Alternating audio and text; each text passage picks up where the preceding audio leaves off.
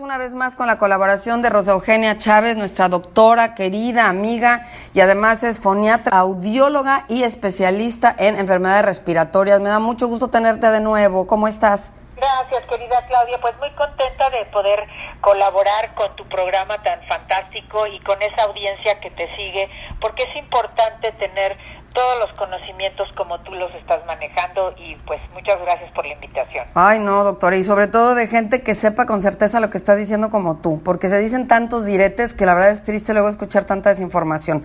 Mira, aquí tengo esta historia que me parece muy importante, la verdad es que me llegó porque me contaron por ahí de una persona que resulta estuvo con alguien que le había salido positivo un examen de COVID, pero esta persona está en una fase terminal de una enfermedad, la que salió positiva a COVID. Y alguien la fue a visitar, posteriormente esta persona que la fue a visitar se hizo una prueba PCR, porque le avisan que sale positiva la prueba de la persona que está en fase terminal, y siendo que la doctora, quiero comentarlo, que le había revisado la prueba, dijo que creía que no tenía esta persona en fase terminal COVID, porque ya lo había tenido incluso previamente en un hospital del gobierno. La liberan, que entiendo no te liberan si tienes COVID y te mandan a tu casa, ¿verdad?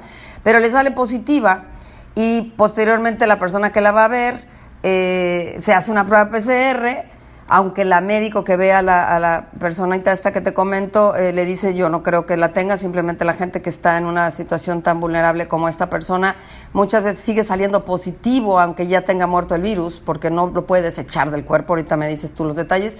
Y por el otro lado, que hubo una tremenda discriminación para la persona que la fue a ver. Entonces cuando me lo contaron me pareció muy fuerte, porque sí lo sentí, o sea, me parece que podemos hasta caer en esto, ¿no? Y yo me cuestionaba con esta persona, entonces, ¿quién está más seguro? ¿La persona que se acaba de hacer una prueba PCR o la persona que no se ha hecho ninguna, ¿no? Porque la discriminaron. Y dos, hablemos de los falsos negativos y los falsos positivos, pero empecemos por lo primero. Sí, definitivamente la persona que se hizo su prueba PCR, como ya sabemos es la prueba que actualmente se maneja, no nada más para el SARS-CoV-2, sino para muchas, o sea, PCR es la prueba que se hace para checar qué tipo de virus hay, y en este caso se hace de SARS-CoV-2. Ella es la más confiable. Las personas que no se han hecho ninguna prueba o que se hacen prueba rápida definitivamente no son confiables. Por otro lado, ya sabemos a año y pico de distancia de cuando empezó el SARS-CoV-2, que muchas veces partículas del virus se quedan todavía en sangre y todavía se quedan también en aparato digestivo, dando positiva la prueba, pero ya no es el virus completa, sino son partículas del virus. Yo he tenido pacientes que hasta 2 meses siguen saliendo positivos a la PCR. Entonces, todo esto médicamente se tiene que ver, pues, cómo están los exámenes de sangre, cómo están los exámenes de pulmones en su caso, si es necesario. Entonces, la PCR sabemos que nos va a poder seguir dando positivos, pero ya no tenemos la enfermedad ni tenemos el nivel de contagio que los primeros 2 semanas que ya sabemos que... Ahora, ¿y qué pasa con una enfermita como esta persona que te digo, que tristísimamente está en esta fase terminal de una enfermedad, otra que no tiene nada que ver, y le salió positiva, siendo que pues ya lo había vivido, ya la habían mandado a su casa y le sale positiva? ¿Qué pasa? ¿Qué pudo haber pasado ahí? Lo que pasa es que muchas veces, dependiendo de los exámenes que se realicen y en el momento en que se realicen, como digo, pueden quedar restos del SARS-CoV-2 que nos siguen sacando la PCR positiva. Recordemos que la PCR es para ver, y no se hacen muchas veces los PCRs de cuenta de cada uno de los virus, sino solamente se tienen ciertas reacciones de tipo inmunológico, que eso es la PCR, para checar si todavía hay presencia, pero pueden ser restos de virus, no el virus completo. Por eso es que yo sí pienso que la persona que fue a visitar a esta enfermita terminal con una PCR negativa, pues no tiene absolutamente ningún problema, aunque la enfermita tenía todavía su PCR positiva, porque sí hay pacientes que de repente salen negativos en PCR y luego positivos por los restos que quedan de virus. Ya no está en enfermedad. Ahora, ¿eso cómo lo sabe el especialista cuando ve la prueba? Porque entiendo que miden ahí unos temas que se llaman IgG y IgM.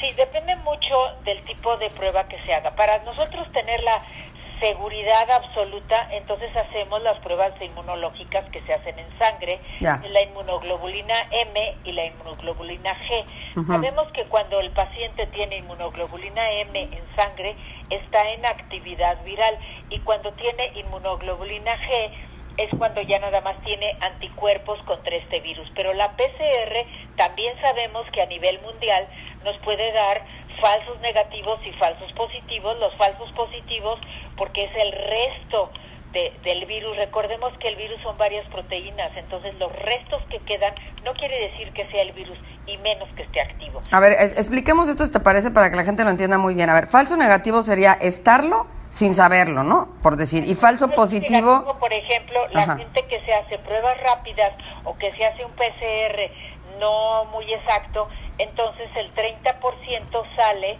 que no tiene enfermedad, que no tiene al virus, pero sí lo tiene. Pero a ver, hablando de porcentaje, perdóname que te interrumpa, pero quiero que les quede bien claro. Por ejemplo, la prueba de antígeno, la rápida, la que hacen en las farmacias, porque es la que piden en los aeropuertos. Y yo estaba leyendo por ahí que claro que el fabricante decía que tenía un 70% de ser asertiva, y lo cual ha salido que ni al 30% llega de asertividad.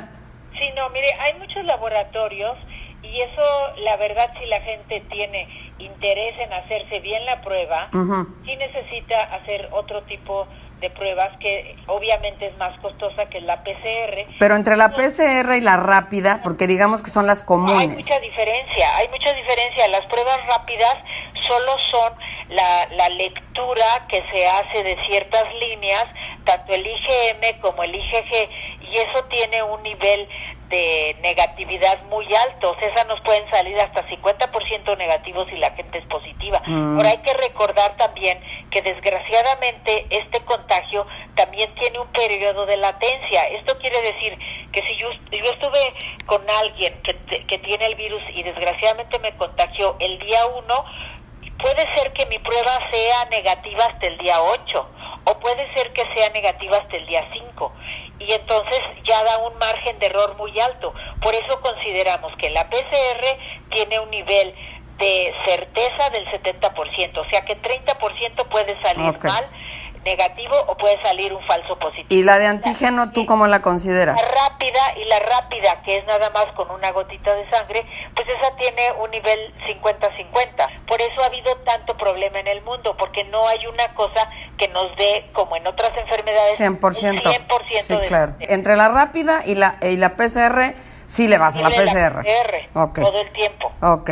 Otra cosa que te quiero preguntar, yo no sé, pero he escuchado mucho que la gente mayor, arriba, no sé, de los 60 años, cuando se pone la vacuna, tiene menos reacción que la gente más joven. ¿Eso es cierto o es un mito? No, es un mito. La realidad es que de los millones de seres humanos que nos hemos vacunado en el mundo con las diferentes vacunas, pues hemos tenido muy poquitas reacciones. O sea, las personas que son más sensibles, por ejemplo, que tienen una carga de estrés por diferentes motivos, llámese laborales, familiares, o las comorbilidades que tanto se ha hablado, o los problemas hormonales metabólicos como tiroides, aparte de la diabetes, o los problemas respiratorios, por ejemplo, alérgicos, pueden ser más sensibles a tener una pequeña reacción a la vacuna. No son reacciones severas.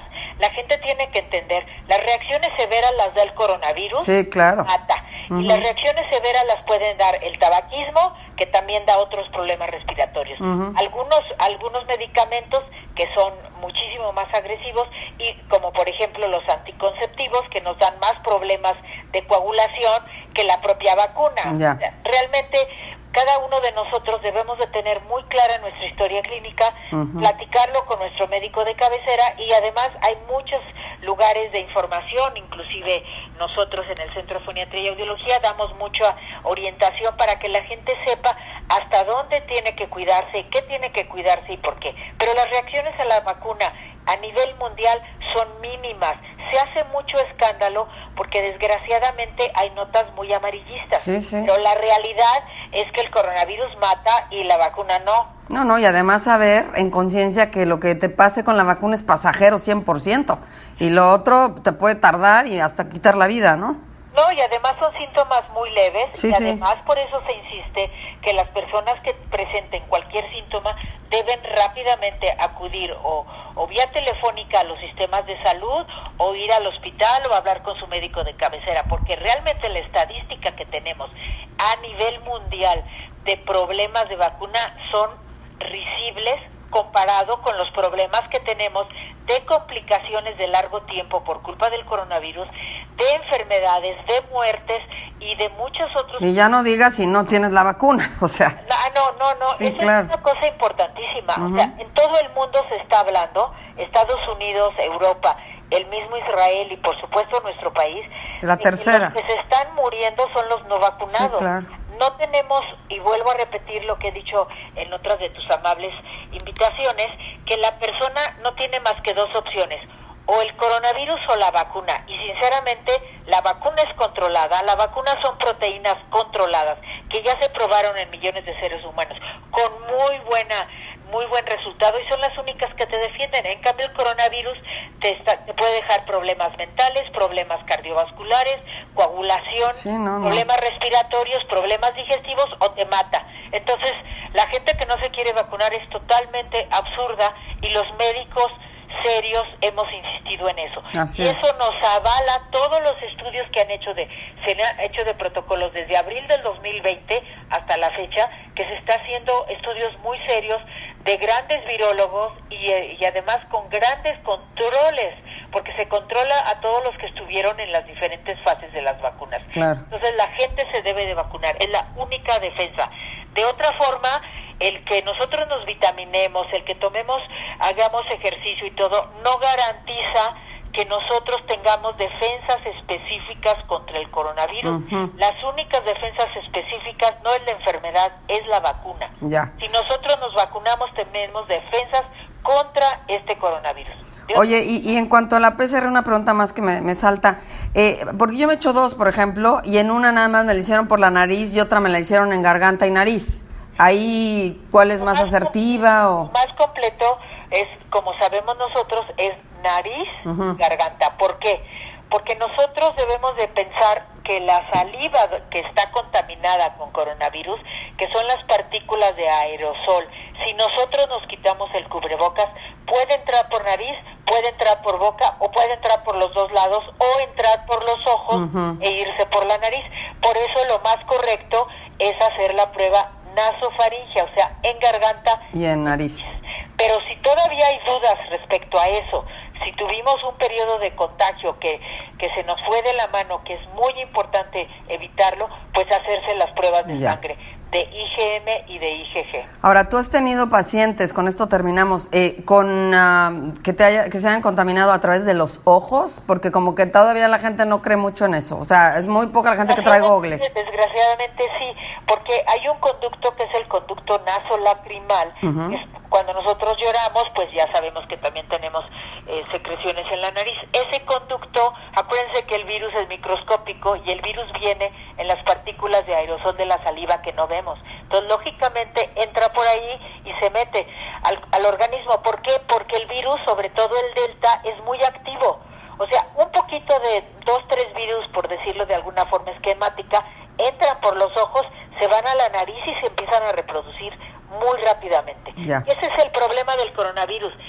El Delta se transmite rapidísimo y además, estando ya en el cuerpo, se reproduce, se replica, como decimos nosotros, rapidísimo. Por eso es tan importante taparse cabello para que no quede ninguna saliva, ojos con gogles del tipo que sea o lentes, y por supuesto el cubrebocas bien puesto. Hay unos preciosos pero que no sirven para nada. Ah, claro. Y si estamos en lugares cerrados, también la careta. Una prueba buena sería la que he visto por ahí en los medios, de que soplas un encendedor y si no lo puedes apagar a una distancia corta, ¿sí sirve ese cubrebocas o no? No es parámetro. No, lo que nosotros tenemos que pensar es que necesitamos más capas de tela, por lo menos 5, y si vamos a estar en lugares de alta peligrosidad, como son, por ejemplo, los aviones, los transportes uh-huh. terrestres o el transporte público, pues usar una mascarilla de más protección y careta, y tener cuidado de no tocarnos el cabello, de no tocarnos la cara, que pues ya sabemos que nosotros tenemos esos hábitos de estar... Oye, ahora, por ejemplo, si el cabello lo tuviste expuesto, ¿sirve de algo saliendo del mercado, saliendo del súper, o sea, echarte alcohol en toda la cabeza o no sirve de nada? Alcohol no, lo que sirve es bañarse. El alcohol no le va a matar el bicho. No, alcohol no. Se pueden usar otro tipo de desinfectantes como es el microdacin, el estericida. ¿El microdacin se lo puedes poner en la cabeza? Sí se puede poner en la cabeza, pero cuidado con los ojos. Por sí, eso claro. Lo más recomendable con el cabello es te bañas, sí, claro. haz tu buen jabón y con eso ya sabemos que se muere el virus. Muy claro. Ok. Ay, pues muchísimas gracias, doctora, queridísima y siempre tan puntual. Que cualquier orientación, pues estamos a la orden, pero es muy importante que sigan en forma estricta para terminar esta pandemia, porque terminando la pandemia ya podemos vivir un poquito más normal. Yo por ahí comento que aquí lo importante es romper la cadena de contagiar o contagiarse, ¿no? Hay que romper esa cadena, ¿no? Sí, y la gente debe de entender, ahorita no es época de fiestas, ni de bodas, ni de bautizos, y que estén vacunados no garantiza que no se contagien. La vacuna son las defensas específicas contra el coronavirus para evitar enfermedad severa o enfermedad mortal. Pero hay que atender rápidamente si nos contagiamos. Pero evitarlo. Y muchísimas gracias y un placer estar contigo, querida Claudia. A ti, bonita. Y visiten la página www.claudiarellanob.com. Ahí casi siempre están todas las colaboraciones que hacemos, siempre, de hecho siempre, con la doctora Rosa Eugenia Chávez. Y también, por supuesto, como ella nos ha invitado a visitar su página, repítenoslas brevemente. Sí, www.centrodefoniatría.com. Está muy fácil, centrodefoniatría.com, y ella siempre está, me queda claro que además de médico eres investigadora y eso te hace todavía más grande. Con mucho gusto y estoy aquí a la hora.